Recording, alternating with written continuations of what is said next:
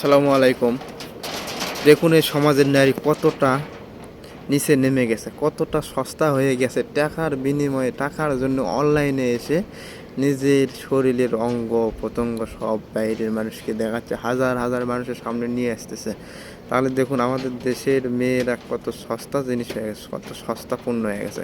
অনলাইনে কিছু টাকা ইনকাম করার জন্য আজকে নিজের শরীরের অঙ্গ দেখাইতেছে, ইজ্জত দেখাইতেছে। একটা শিশু বাচ্চাকে দুধ খাওয়াচ্ছে, তার স্তন বাইর করে দেখাচ্ছে ভাইরাল হওয়ার জন্য।